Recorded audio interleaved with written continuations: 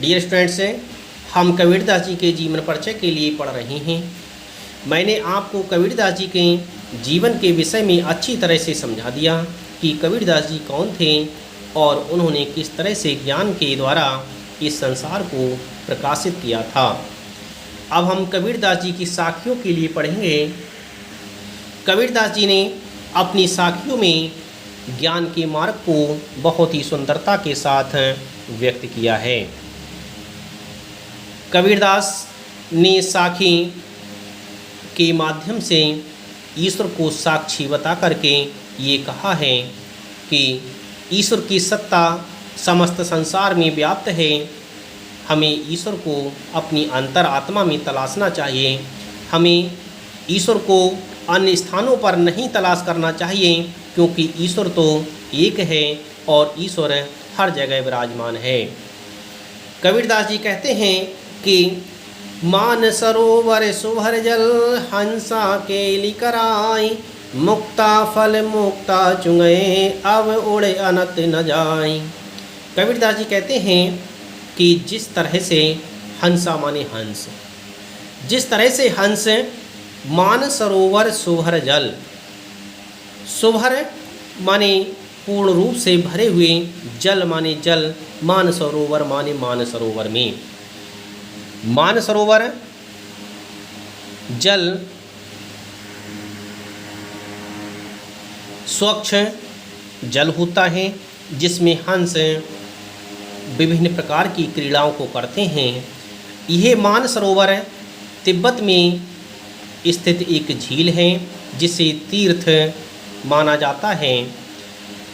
मान सरोवर अर्थात मन रूपी सरोवर माने तालाब, मन रूपी सरोवर, मन रूपी झील। कबीरदास जी कहते हैं कि जिस तरह से हंसा माने हंस मान सरोवर जल में, केली माने विभिन्न प्रकार की क्रीड़ाओं के लिए, विभिन्न प्रकार के खेलों के लिए कराही माने करता है।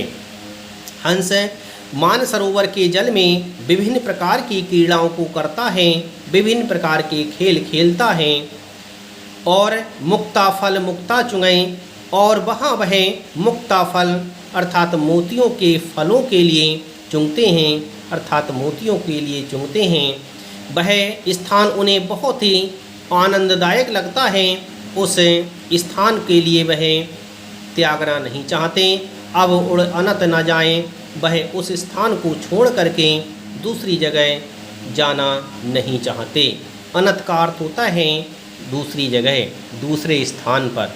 वह दूसरे स्थान पर जाना नहीं चाहते क्योंकि मान सरोवर झील उन्हें बहुत ही अधिक प्रसन्नता देती है। वह मान सरोवर झील में विभिन्न प्रकार की क्रीड़ाओं को करते हैं और विभिन्न प्रकार की क्रीड़ाओं को करते हुए मोतियों के फल को चूमते हुए, मोती रूपी फल प्राप्त करते हुए वह वहाँ पर विभिन्न प्रकार की क्रीड़ाएं करते हुए आनंद को प्राप्त करते हैं और ऐसे आनंदमय स्थान को छोड़कर दूसरी जगह उड़कर जाना पसंद नहीं करते।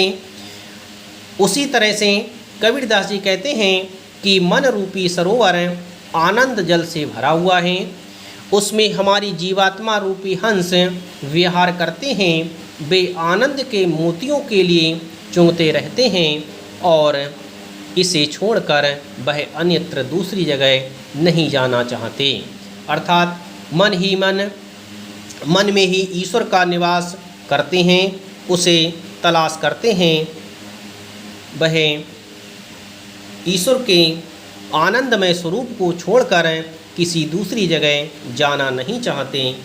इस तरह से कबीरदास जी ने हंस का उदाहरण देते हुए ईश्वर के आनंदमय स्वरूप का वर्णन किया है।